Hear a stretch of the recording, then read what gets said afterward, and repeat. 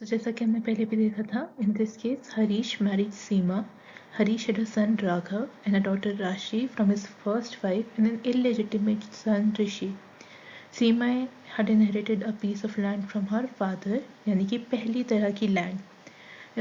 जो 3 तरह की प्रॉपर्टी होती है फीमेल इनहेरिटेंस में, जिनका हमें ध्यान रखना होता है, वो मैं भी आगे बताऊंगी. पहले हम क्वेश्चन पढ़ लेते हैं. Seema inherited a piece of land from her father. ये हम हाईलाइट कर देंगे.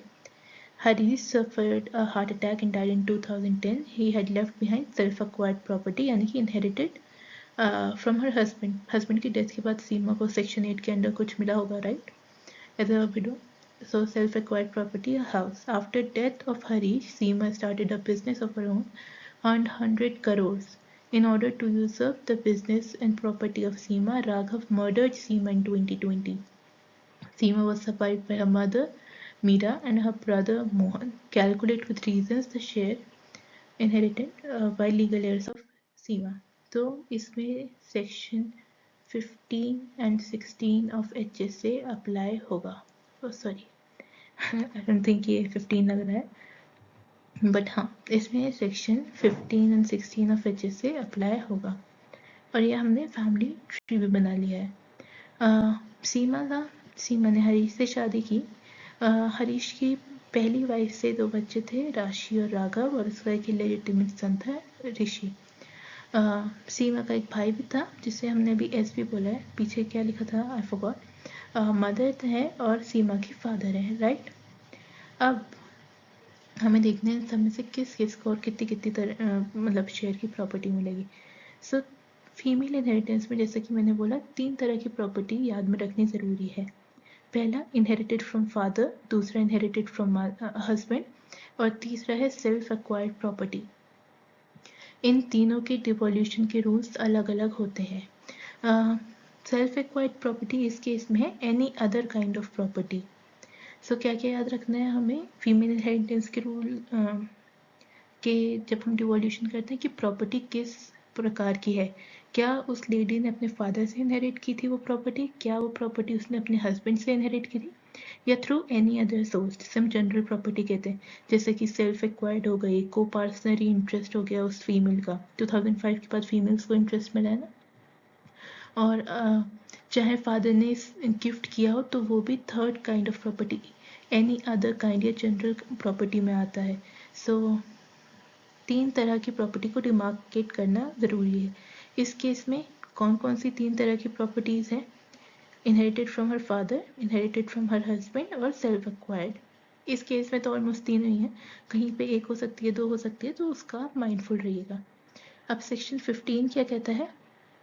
सेक्शन 15(1) कहता है कि अगर जनरल प्रॉपर्टी है, जनरल प्रॉपर्टी यानी कि जो प्रॉपर्टी फादर से इनहेरिट ना की गई और जो प्रॉपर्टी हस्बैंड से इनहेरिट ना की गई, इन दो के अलावा हर तरह की प्रॉपर्टी जनरल प्रॉपर्टी है. चाहे फादर ने गिफ्ट की हो तो भी वो जनरल प्रॉपर्टी है, लेकिन अगर फादर से इनहेरिट किया तो वो 15(2) के अंदर आएगी, ठीक है, नॉट अंडर 15(1).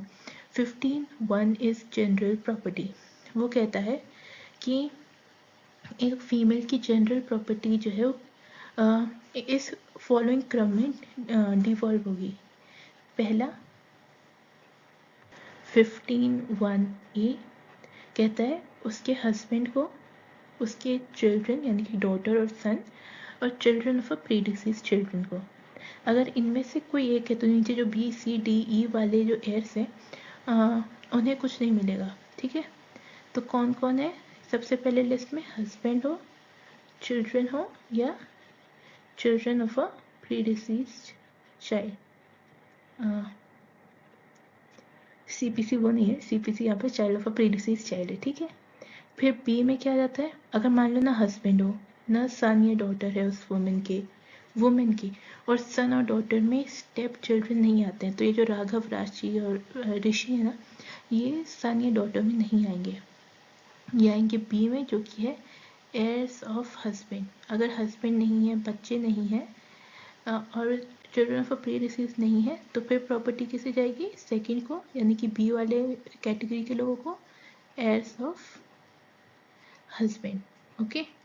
अगर ना ही हस्बैंड है, ना ही चिल्ड्रन है, ना ही चिल्ड्रन ऑफ अ प्रीडिसीज चिल्ड्रन, यानी कि एक कैटेगरी नहीं है, और ना ही एयर्स ऑफ हस्बैंड है, तब उस फीमेल की प्रॉपर्टी जाएगी उसके मदर और फादर को, लाइक इतना लोगों के बाद। एनीवेज, अगर ना उसका ना ए कैटेगरी के लोग हैं, ना ही हस्बैंड है, ना ही बच्चे हैं, ना ही चिल्ड्रन ऑफ अ प्रीडिसीजर है, ना ही एयर्स ऑफ हस्बैंड है, ना ही मदर और फादर है, तब प्रॉपर्टी किसे जाएगी? डी, यानी कि heirs of father. Heirs of father में भाई आ जाता है, एयर्स ऑफ फादर में मदर भी आती है, बट यहाँ पे हम ये कहेंगे कि मदर थी ही नहीं, लेकिन मैंने एयर्स ऑफ फादर की बताया, ये आपको 15(2)(a) के मुतालिक काम आएगा। बट एनीवेज, यहाँ पे यूजुअली ब्रदर सिस्टर आता है इन 15(1) की कैटेगरी में, एयर ऑफ फादर, और ई होता है अगर एयर्स ऑफ फादर भी नहीं है तो एयर ऑफ मदर, ठीक है। और आप ये पूछेंगे कि हमने ये तो याद कर ली कि एयर ऑफ फादर ब्रदर होते हैं, या एयर ऑफ मदर भी ब्रदर या सिस्टर हो सकते हैं, एयर ऑफ हस्बैंड जो है वो स्टेप सन हो सकते हैं, मदर इन लॉ हो सकती है, हमने ये तो याद कर लिया। लेकिन एयर ऑफ हस्बैंड या एयर ऑफ फादर हमें अगर एक्सप्लेन करना पड़े तो हम कैसे करेंगे? वो ऐसे कि आप ये मानेंगे, मान लो एयर ऑफ हस्बैंड है, तो अब हमने माना सीमा के कोई हस्बैंड या बच्चे नहीं है, तो अब हम ये मानेंगे कि उसका जो हस्बैंड है उसकी प्रॉपर्टी थी, यानी कि सीमा की प्रॉपर्टी ना होगी, वो हस्बैंड की प्रॉपर्टी थी, और हस्बैंड के मरने पर सेक्शन 8 में जिसे जिसे मिलेगा वो होता है एयर्स ऑफ हस्बैंड। तो हस्बैंड के जितने भी क्लास 1 एयर्स हैं, आप बस इतना याद रखिएगा, वो एयर्स ऑफ हस्बैंड है। फादर के जितने भी क्लास 1 एयर होंगे अकॉर्डिंग टू सेक्शन 8 वो एयर्स ऑफ फादर होंगे। एनीवेज, तो उसकी सेल्फ एक्वायर्ड प्रॉपर्टी जो है वो तो 15(1)(a) यानी कि जनरल प्रॉपर्टी, चाहे वो गिफ्ट हो, सेल हो, सेल्फ एक्वायर्ड प्रॉपर्टी हो, को पर्सनली इंटरेस्ट हो, जितनी भी प्रॉपर्टीज़ जो कि फादर से इनहेरिट नहीं की गई है, जो कि हस्बैंड से इनहेरिट नहीं की गई हैं, वो किस में जाता है? सेल्फ एक्वायर्ड प्रॉपर्टी पे। यहाँ पे सिर्फ फादर नहीं, फादर स्लैश मदर होता है। So inherited from a father slash mother और इनहेरिटेड फ्रॉम हस्बैंड, सिर्फ इन दो केसेस को छोड़ के जितनी भी तरह की प्रॉपर्टी उस फीमेल के पास हैं वो इसी क्रम में जाएंगी, पहले हस्बैंड, बच्चे या बच्चों के बच्चों को, वो नहीं है तो एयर्स ऑफ हस्बैंड यानी कि steps one, mother in law, मतलब हस्बैंड के जितने भी क्लास 1 एयर हैं उन्हें, फिर सी मदर या फादर को, डी एयर्स ऑफ फादर को, और ई एयर्स ऑफ मदर को। इस केस में उसने एक प्रॉपर्टी फादर से इनहेरिट की थी, ठीक है, और उसका हस्बैंड नहीं है, उसके अपने कोई बच्चे नहीं है, उसके स्टेप चिल्ड्रन है, अपना कोई बच्चा नहीं है, और ना ही उसके चिल्ड्रन ऑफ चिल्ड्रन है, तो एक कैटेगरी तो गई है ना। तो हम किस पे आते हैं? बी, एयर्स ऑफ हस्बैंड पे, ठीक है। एयर्स ऑफ हस्बैंड में कौन कौन आता है? जैसे कि मैंने बोला, एयर्स ऑफ हस्बैंड के क्लास 1 एयर आएंगे, और हस्बैंड के क्लास 1 एयर कौन होंगे? उसके बच्चे। तो ऑफकोर्स स्टेप सन जो हैं या स्टेप डॉटर वो एयर्स ऑफ हस्बैंड में आते हैं, लेकिन यहाँ पे राघव ने जो है वो सीमा का मर्डर किया है, तो ये डिसक्वालीफाइड हो जाएगा। Even though as a step son he is a heir of husband और उसे प्रॉपर्टी मिलनी चाहिए थी सीमा की। अभी हम सिर्फ यहाँ पे सेल्फ एक्वायर्ड प्रॉपर्टी की बात कर रहे हैं, इन दो प्रॉपर्टी को आप अभी छोड़ दीजिए, inherited from her father and inherited from her husband. उसकी जो 100 करोड़ की सेल्फ एक्वायर्ड प्रॉपर्टी थी वो राघव को कोई हिस्सा नहीं मिलेगा उसमें से, 100 करोड़ में से। क्यों? क्योंकि राघव ने मर्डर किया है, एज पर सेक्शन 25 मर्डर को कोई हिस्सा नहीं मिलता है। तो फिर किसे मिलेगा? ऋषि को, इवन दो वो इलेजिटिमेट सन है, इलेजिटिमेट सन को प्रॉपर्टी मिलती है, और राशि को even though she is a step child उसे प्रॉपर्टी मिलेगी as a heir of husband. तो उसकी जो 100 करोड़ की सेल्फ एक्वायर्ड प्रॉपर्टी है वो बच जाती है ऋषि और राशि में, यानी कि 50-50 करोड़ ईच। किस कौन सी काइंड की प्रॉपर्टी का? सेल्फ एक्वायर्ड प्रॉपर्टी सिर्फ, ठीक है, जो उसने मतलब अपना बिजनेस स्टार्ट करके कमाई थी। ओके,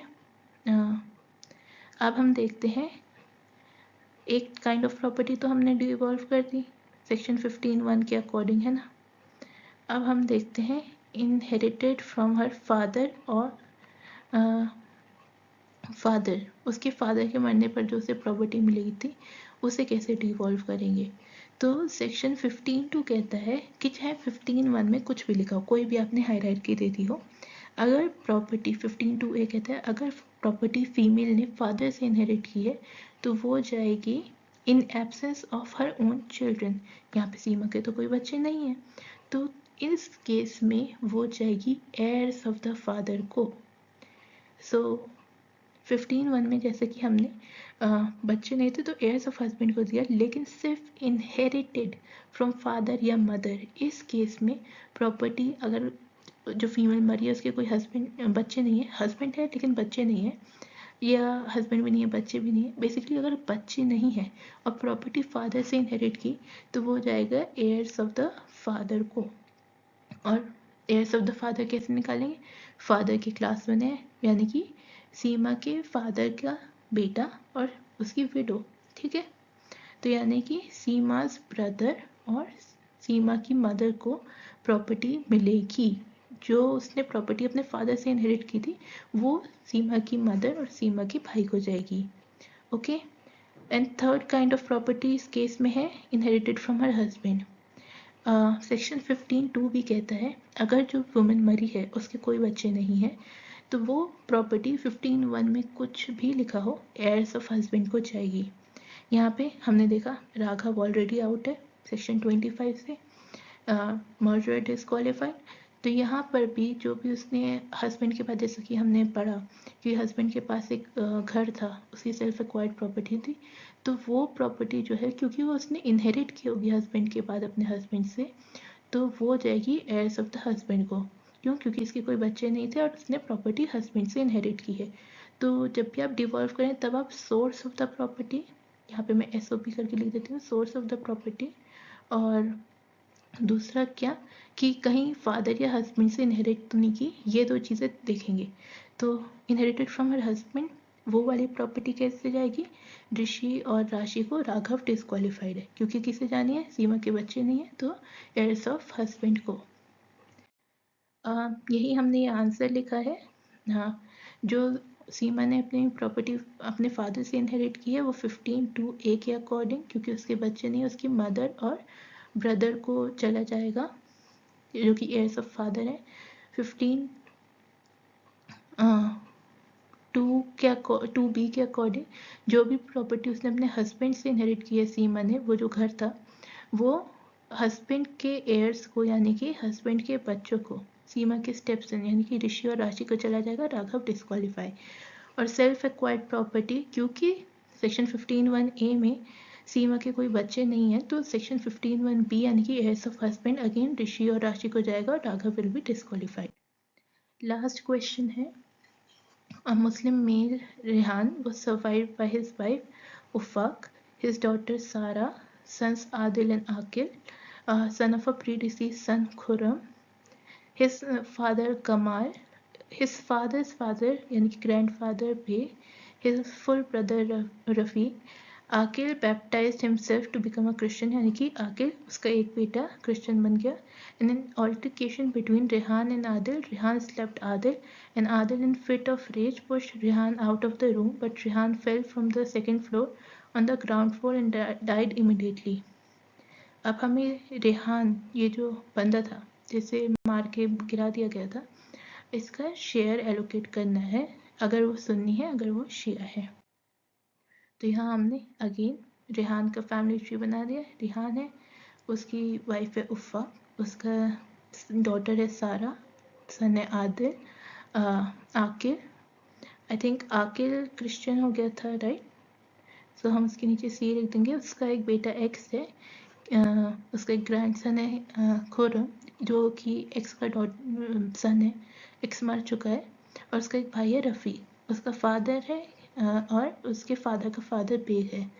अब देखिए मुस्लिम लॉ में इम्पोर्टेंट क्या होता है, एक तो ये कि कोई डॉक्ट्रिन ऑफ रिप्रेजेंटेशन, पहले हम सुन्नी देख लेते हैं, सुन्नी लॉ में कोई डॉक्ट्रिन ऑफ रिप्रेजेंटेशन नहीं होता, तो ये पूरी लीनियज हट जाएगी, खुर्रम को कुछ नहीं मिलेगा। और सुन्नी लॉ में 6 प्राइमरी एयर्स होते हैं, आप कुछ पढ़े ना पढ़े इन 6 प्राइमरी एयर्स और इनका शेयर जान के जाइए।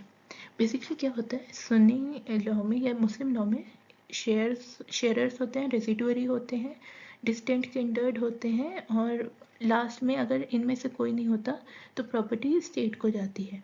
शेयरर्स का शेयर डिसाइड होता है और उनको शेयर मिलने के बाद जो भी प्रॉपर्टी होती है वो रेजिडुअरी को चली जाती है। डिस्टेंट किंडर्ड को कभी कभार मिलती है प्रॉपर्टी, तो वो उतना रेलेवेंट है नहीं।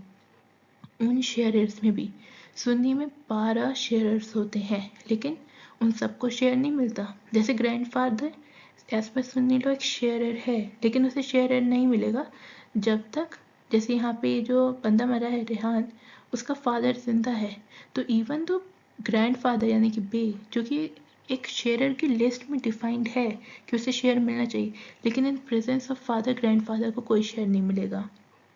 सो नियर वाला जो रिलेशन है वो बाहर लाइक डिस्टेंट वाले को एक्सक्लूड करेगा। फादर नियर है, ग्रैंडफादर दूर है, तो ग्रैंडफादर एक्सक्लूड कर दिया जाता है, ठीक है। ऐसे ही ब्रदर को भी कोई नहीं मिलता। शेयरर्स में इन 12 शेयरर्स में से 6 प्राइमरी एयर ध्यान देने वाले हैं।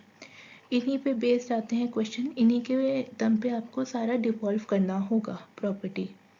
तो कौन कौन है ये 6 primary shear? Husband, wife, mother, father, children, okay, यानी कि सन और डॉटर। सन हमने पहले बता दिया रेजिडुअरी है। डॉटर, अगर सिंगल डॉटर है, एक ही बेटी है और कोई बच्चा नहीं है, तो उसे हाफ ऑफ द प्रॉपर्टी मिलेगी, जो भी मेल फीमेल मरा है, ठीक है। अगर सन है लेकिन, तो डॉटर भी एक रेजिडुअरी बन जाती है और सन को जितना हिस्सा मिलता है उससे आधा हिस्सा डॉटर को मिलेगा। वाइफ, अगर बच्चे हैं तो वाइफ को 1/8 पोर्शन मिलेगा, क्योंकि शेयर है ना तो उसे शेयर मिलेगा।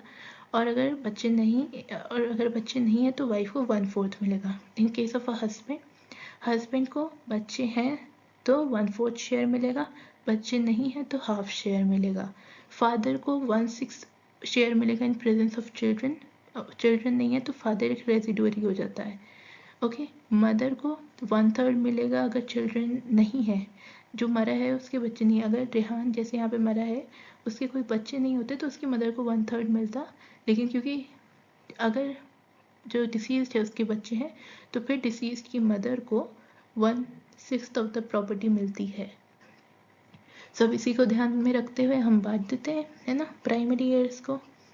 और हाँ, मर्डर डिसक्वालिफाइड है। यहाँ पे आदिल ने अपने बाप को धक्का देके मारा था, भले ही एक्सीडेंट हो। सुन्नी लॉ में एक्सीडेंट से अगर बेटे ने मारा है तो भी वो डिसक्वालिफाइड ही माना जाता है, तो आदिल को कोई शेयर नहीं मिलेगा। और कास्ट डिसेबिलिटी एक्ट के अकॉर्डिंग कन्वर्जन कोई बार नहीं है, तो यानी कि ये जो बेटा जिसने क्रिश्चियनिटी में कन्वर्ट किया है उससे प्रॉपर्टी मिलेगी। सब डिवाइड कर देते हैं। दादा को नहीं मिल रहा क्योंकि मैंने बताया नहीं वो प्राइमरी एयर है और फादर के होते हुए दादा बाहर चले जाते हैं। ब्रदर को नहीं मिलेगा। फादर ये जो केज था, मैं नाम भूल गई, लेकिन हमने उन्हें केज से डिनोट किया है। फादर को मिलेगा 1/6। क्यों? क्योंकि यहाँ पे जो रेहान मरा है उसके बच्चे हैं। फिर रेहान की वाइफ भी एक प्राइमरी एयर है, उसे कितना मिलेगा? उसे मिलेगा 1/8। क्यों? क्योंकि यहाँ पे बच्चे हैं। अब शेयरर्स को शेयर मिल गया। शेयरर्स को शेयर मिलने के बाद जो भी प्रॉपर्टी में बच जाता है वो किसे जाता है? रेजिडुअरी को। तो 1/6 प्लस 1/8, ठीक है। कॉमन डिनोमिनेटर कर देंगे, इससे ऊपर नीचे 8 से मल्टीप्लाई करेंगे, इससे ऊपर नीचे 6 नहीं 24 होता है ना कॉमन डिनोमिनेटर, तो 6 को 4 से मल्टीप्लाई करेंगे ऊपर नीचे, और 1/8 को 3 से मल्टीप्लाई करेंगे ऊपर नीचे, है ना।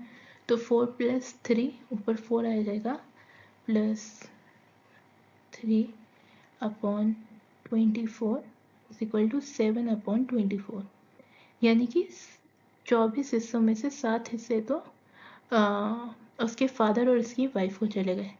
अब बचे हुए हिस्से रेजिडुअरी को जाएंगे। अब बचे हुए कैसे निकालेंगे हम? तो 24/24, यानी कि सारे हिस्से minus 7/24, that will be 17/24, okay.